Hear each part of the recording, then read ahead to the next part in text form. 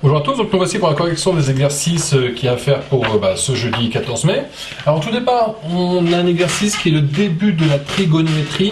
Alors qu'est-ce que l'on nous demande? On nous demande de trouver comment s'appelle le nom des côtés que l'on a et le côté que l'on cherche. À la suite de ça, on va essayer de trouver quelle est la relation trigonométrique qui relie ces longueurs. Alors reprenons un petit peu. Le premier triangle, c'est celui-ci. Dans celui-ci, l'angle que l'on a, c'est celui-ci. Donc, le côté qui est noir, là, c'est ce qu'on appelle le côté que vous connaissez déjà, c'est l'hypoténuse. Ici, c'est hypoténuse. Et par contre, si on cherche l'autre côté, donc, on part de cet angle-là. Cet angle a deux côtés. À chaque fois, s'il y en a un qui est hypoténuse, l'autre s'appelle le côté adjacent. Donc, là, le côté que je cherche, en fait, le côté qui a un point d'interrogation, c'est le côté adjacent. Donc, quelle formule fait intervenir hypoténuse et côté adjacent? C'est là qu'on reprend notre bon truc que je vous ai marqué, le K-SO-TO-A. K-SO-TO-A, qui se traduit en CAH d'un côté, puis SOH le deuxième côté, et TOA après. Qu'est-ce que ça veut dire? Ça, c'est cosinus, adjacent, hypoténuse. Sinus, opposé, hypoténuse. Tangente, opposé, adjacent.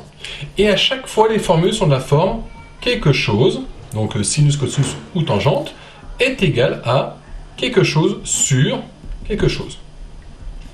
Et à ce moment-là, on regarde par exemple cosinus, c'est, donc le cosinus il serait là. Après, c'est A comme adjacent, donc adjacent c'est au-dessus, et hypoténuse c'est en dessous. Donc voici ce que nous avons comme figure dans notre. Comme chose que l'on cherche. Donc maintenant, une fois qu'on a ceci, il va falloir trouver quelle relation il nous manque à chaque fois. Donc là, on cherche une relation entre adjacent et hypoténuse. Ça tombe bien, cosinus, il nous fait bien une relation entre adjacent et hypoténuse. Donc pour le premier triangle, c'était justement cosinus. Donc là, je vais chercher avec le cos. Prenons le deuxième truc. Deuxième, c'est, on a le côté là. Alors, je rappelle que je parle de cet angle-là. Là, ça s'appelle, toujours pareil, c'est l'hypoténuse. Et le côté que l'on a au départ, c'est celui-ci. Donc, c'est côté qui s'appelle le côté adjacent. En final, c'est un peu la même figure que celle juste avant. Hein. Alors, ce qu'il faut comprendre, c'est que soit on a l'hypoténuse, et on cherche adjacent, soit on a l'adjacent, on cherche l'hypoténuse. Dans les deux cas, la formule que nous utiliserons, ce sera la même. C'est celle qui fait intervenir adjacent et hypoténuse et qui s'appelle cosinus. Donc vous allez voir que pour ce calcul-là, on utilisera cosinus. Pour l'instant, on n'a pas encore vu comment on fait ces calculs-là. C'est l'objet de la prochaine vidéo. La prochaine vidéo, c'est comment on utilise ça. La troisième, c'est comment on fait pour écrire la façon de rédiger avec la trigonométrie. Vous allez voir, c'est pas forcément compliqué. Pour l'instant, vous nagez un petit peu. Vous allez voir, ça va très très vite revenir. Ça va très vite venir. Allez, repartons en celui-ci. J'ai cet angle-ci. Le côté qui est en face dans l'angle droit, c'est celui-là. Il s'appelle l'hypoténuse. Donc, c'est pas du tout ce que je cherche. Moi, je cherche celui-ci. C'est le côté. Ça, c'est l'hypoténuse. Donc, l'autre côté, c'est le côté adjacent. Donc, ça, c'est le côté adjacent. Et puis, le dernier, il est en face de l'angle. Donc, ça s'appelle le côté opposé. Quelle formule fait intervenir opposé adjacent? Donc je cherche une formule, j'ai O et A. Alors là, non, j'ai A et H, ça ne va pas. Ah, j'ai O et H, ça ne va pas. A, O et A. Donc T-O-A. Donc T comme tangente, O comme opposé, A comme adjacent. Donc là, c'est la tangente que je vais utiliser. Pourquoi? Parce qu'il y a bien adjacent et opposé dans ma formule. Tangente égale opposé sur adjacent. Et pour finir, je pars de cet angle-ci. En face, c'est le côté opposé. Là, c'est toujours pareil. Alors là, on va dire. Alors, et puis ça, c'est le côté normalement hypoténuse. Mais, regardez bien la figure. Ne manquerait-il pas quelque chose? Il n'y a pas d'angle droit. Donc, si je veux utiliser la trigonométrie pour l'instant, je ne peux pas. Il n'y a pas de formule qui va faire intervenir ça et ça. Dans le cas où je n'ai pas un trait en rectangle. Alors si j'avais un trait en rectangle, à ce moment-là, ok, ce serait opposé hypoténuse, ce serait sinus. Si j'ai pas de trait en rectangle, je ne sais pas faire. Alors, vous verrez plus tard qu'il existe une formule. Je pense pas qu'on aura le temps de le faire cette année, mais peut-être vous le ferez l'année prochaine avec votre prof de lycée, c'est même pas certain. Ce qu'on appelle les formules d'Al-Kashi, mais qui ont une tête un peu bizarre et qui font intervenir un peu plus de choses que seulement une formule aussi simple que celle des sinus cosinus tangentes. En tout cas, pour le troisième, on n'avait pas de formule qui nous permette de faire, puisque nous ne sommes pas dans le cas où il y a un angle droit. Patron rectangle, donc pas de réussite. Ensuite, exercice 2, c'est encore des équations. D'ailleurs, exercice 3, ce sera aussi des équations. Alors, je les ai réécrites ici pour qu'on puisse un petit peu bosser avec. On repère. Première équation, on la repère, c'est une équation qu'avec des x et des nombres. Ça, équation du premier degré. Donc, je rappelle l'équation du premier degré, on fait passer les x d'un côté, les nombres de l'autre. Alors, les x, je vais laisser à gauche, 7x. Du coup, le 4x là, il passe de côté, c'était moins 4x, il devient plus 4x de l'autre côté. Voilà. Ensuite, le 15 est à droite, il ne bouge pas. Le 4, il est en moins 4, il passe de côté, il devient plus 4. Ce qui change de côté change de signe. Toujours la même idée, c'est qu'en fait, j'ai pas fait passer de gauche à droite, mais ça revient un peu même. J'ai ajouté 4 à gauche, pour que ça se supprime, avec le moins 4. Donc si j'ajoute 4 à gauche, il faut que j'ajoute 4 à droite, pour qu'on reste en équilibre. Ensuite, ça fait 11x égale 19. Mon nombre, c'est 19 onzième. Alors, vous pouvez vérifier, mais ça marche bien avec cette formule. Donc, je rappelle, on met les x d'un côté et les nombres de l'autre, on fait une division à la fin. Ici, on a une équation produit nul. Donc, comment ça se résout? C'est soit ça égale 0, soit ça égale 0, soit ça égale 0, soit ça égale 0. Allez, premier cas, 5x moins 4 égale 0, ce qui veut dire que 5x égale 4, je me fais passer le moins 4 de l'autre côté, il devient 4, x égale 4 cinquièmes. Donc le premier facteur va me donner cette solution-là. J'ai quoi d'autre? Ou 7x plus 3 égale 0. Encore une équation du premier degré. Équation du premier degré, pareil. Je fais passer les x d'un côté, les nombres de l'autre. Donc le plus 3 devient moins 3.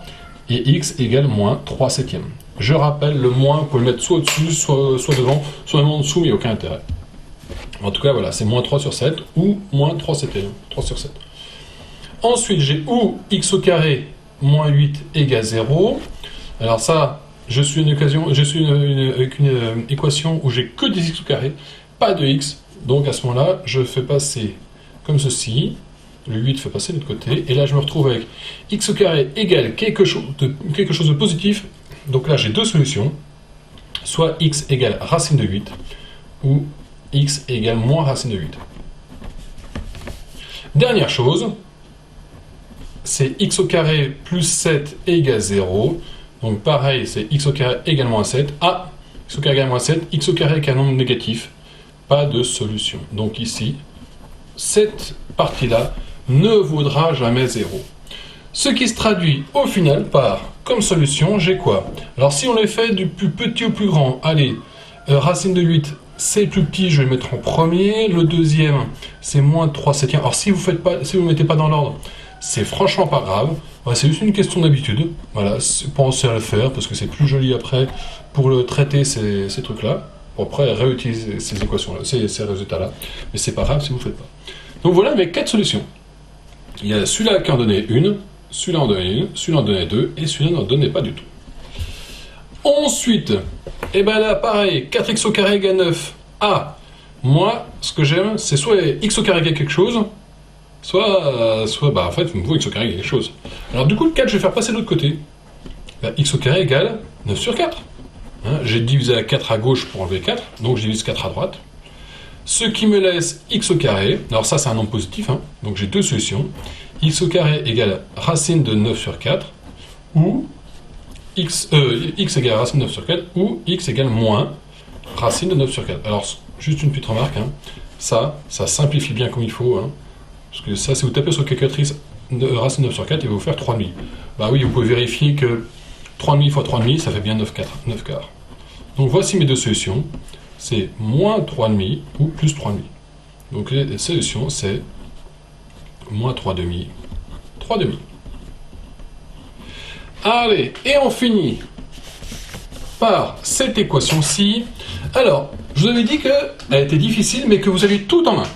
Alors, on a tout en main, certes, mais il va falloir quand même réfléchir. A priori, Si je veux développer, alors vous pouvez vous amuser, commencer par développer, c'est peut-être d'ailleurs la première chose que certains ont faite, et vous avez dû partir en vrille parce que c'est juste pas possible. Alors, quoique, peut-être, je sais pas, je pourrais vérifier. Mais en tout cas, il y a une manière plus technique qui va être la suivante. Vu que c'est pas une équation du premier degré, ce n'est pas une équation de la forme x au carré quelque chose, donc ce qui serait bien, c'est que je me retrouve avec une équation de produit nul. Donc pour avoir une équation produit nul, il faudrait déjà que j'ai 0 à droite. Donc je vais tout faire passer à gauche. Donc 2x moins 7, x au carré plus 2x plus 8, moins, parce que tout ça, ça fait passer de l'autre côté, et x au carré moins 2x plus 4, 2x moins 7, égale 0. Bon, une fois que je suis là, alors moi, ce qui m'intéresserait, c'est de faire un produit. Avez-vous remarqué que ceci et ceci, c'était la même chose? Si vous l'avez remarqué, ça devrait vous rappeler que l'on peut sans doute, vu qu'on a un terme et un autre qui ont quelque chose en commun, on peut le mettre en facteur. Qu'est-ce que ça veut dire mettre en facteur? C'est que je mets 2x moins 7 devant, puis, entre parenthèses, je vais mettre ce qui reste. Donc ça fait x au carré plus 2x plus 8, et puis de l'autre côté, moins x au carré moins 2x plus 4. Voilà, et j'ai bien mis entre parenthèses tout ce qui reste. Alors on va juste un petit peu simplifier, parce que vous allez voir, ça marche plutôt pas mal. Alors, là, les parenthèses, elles servent à rien, je les enlève. Et puis de l'autre côté, j'ai un moins devant une parenthèse, donc ça m'inverse tous les signes.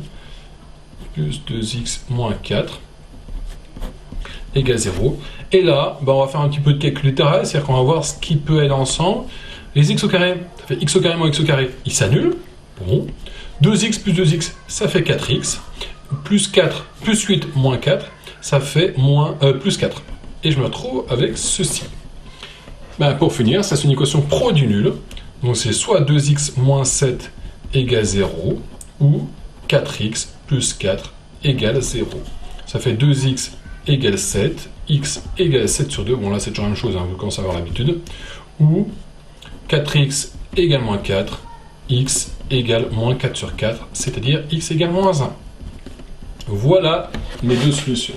Alors, comment, je ne sais pas si certains se sont dit, oh je trouve pas, et je vais demander à mes parents, en l'occurrence, si je demande à des gens qui ont un peu plus de bouteilles, ils partiront peut-être du principe qu'on peut simplifier ça, et ça c'est pas vrai, on n'a pas le droit.